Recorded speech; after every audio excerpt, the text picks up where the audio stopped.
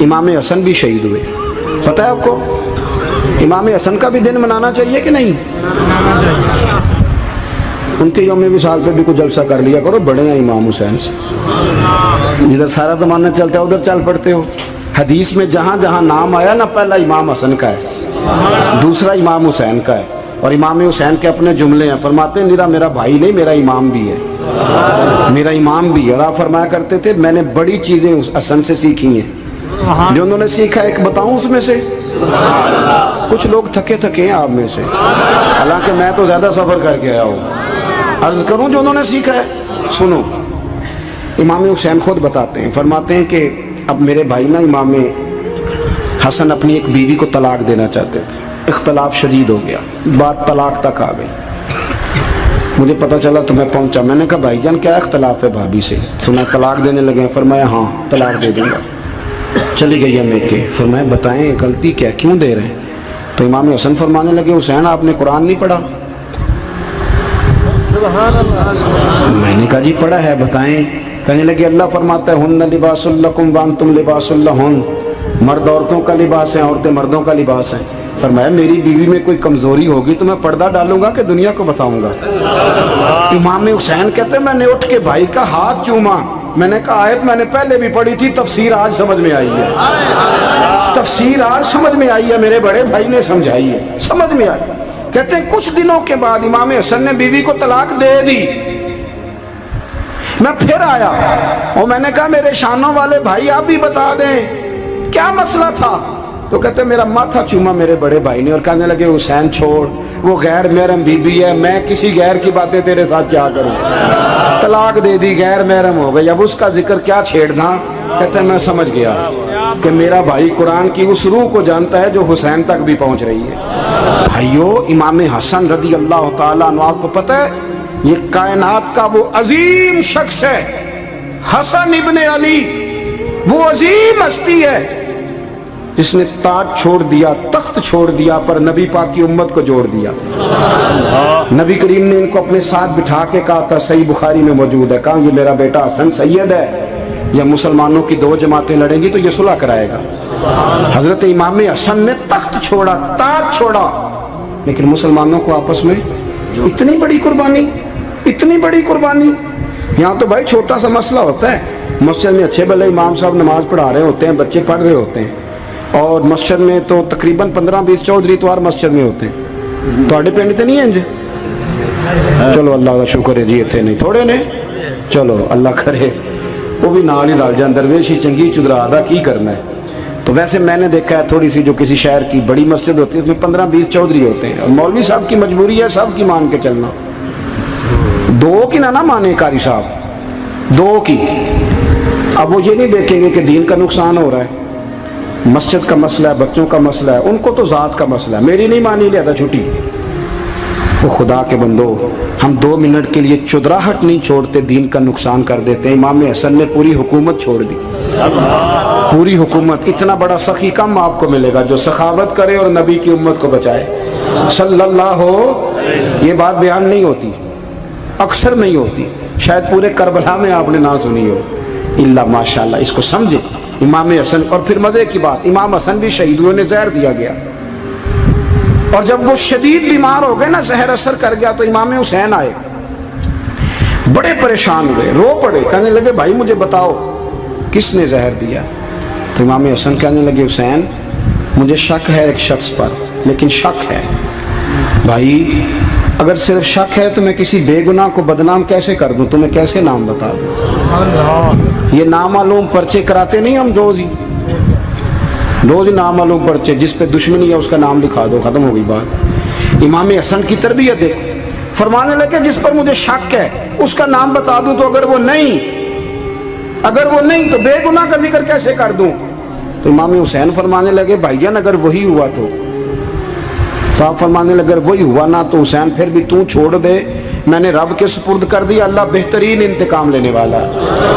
اللہ اتنا بڑا حوصلہ سیدہ کے بیٹے کا، شیر کے بیٹے کا، شیروں جیسا کلیجہ، اتنا دل دریا سمندروں ڈونگے، کون دلان دیاں جانے. او بھائی تھوڑا حوصلہ کر، جتن تے ہر کوئی کھیڑے، تو ہارن کھیڑ فقیرہ، اور جتن دا مل کوڈی پیندی ہارن دا مل ہیرا.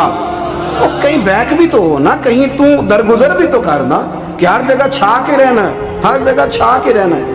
میرے ایک سنگی ہیں, آپ کو پتہ یہ جو اسٹیج پہ بیٹھنے والے لوگ ہوتے ہیں نا, یہاں تو اچھے اچھے لوگ بیٹھے ہیں میری طرح کے جو لوگ, جو اسٹیج پہ بیٹھنے کا عادی ہو جاتا ہے وہ نیچے بیچارہ بیٹھ بھی نہیں سکتا, یہ مسئلہ ہو جاتا ہے. میں اکثر کہتا ہوں کہ کبھی نیچے بیٹھ کے تو دیکھو کیا فرج ہوتا ہے.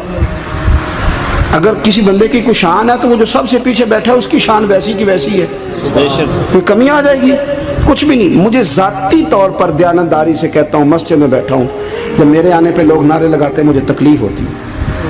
میں کہتا ہوں یار نبی پاک کی نعت چل رہی تھی, اس کا ادب زیادہ ہے یا اجمل قادری کا ادب زیادہ ہے؟ چھوڑیں آپ, جو آیا ہے وہ بیٹھ جائے گا, ختم ہو گئی بات. اور ویسے بھی جو لوگ جلسوں کے لیے محنت کرتے ہیں نا, بیچارے اشتہار لگاتے ہیں, مسجد کی صفائی کرتے ہیں, جو لنگر پکاتے ہیں, وہ تو اسٹیج پہ آتے نہیں, حالانکہ زیادہ ثواب تو ان کو ملتا ہے, وہ تو پیچھے چھپے ہوتے ہیں. میں کئی دفعہ مجھے پتہ چل جائے نا اس کارکن نے زیادہ کام کیا اس جلسے کے لیے, تو میں اس کے کان میں کہتا ہوں میرے لیے بھی دعا کری, اس لیے کہ تو نے محنت کی ہے, تیرا اجر اور ہے. ہم تو شان سے آئے بیٹھے اور چھٹی کر گئے. بھائی تھوڑا پیچھے بھی دیکھے, نبی کریم کے پورے خاندان کی قربانیاں, پورے خاندان.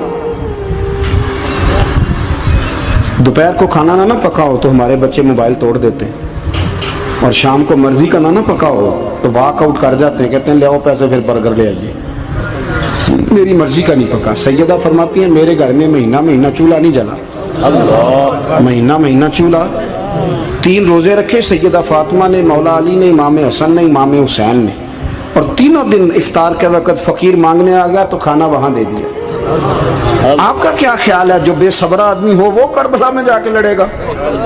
جس کو عادت ہی نہ ہو بچپن سے ٹھہرنے کی وہ لڑے گا؟ جو ذرا ذرا سی بات پہ ڈگمگا جاتا وہ لڑے گا؟ اسٹیج پہ نہیں بٹھایا تو لڑ پڑے وہ لڑے گا؟ او خدا کے بندو, بڑا حوصلہ چاہیے, بڑا ظرف چاہیے. امام علی مقام کا ایک قد ہے, ان کا ایک وقار ہے, ان کا ایک حسن ہے.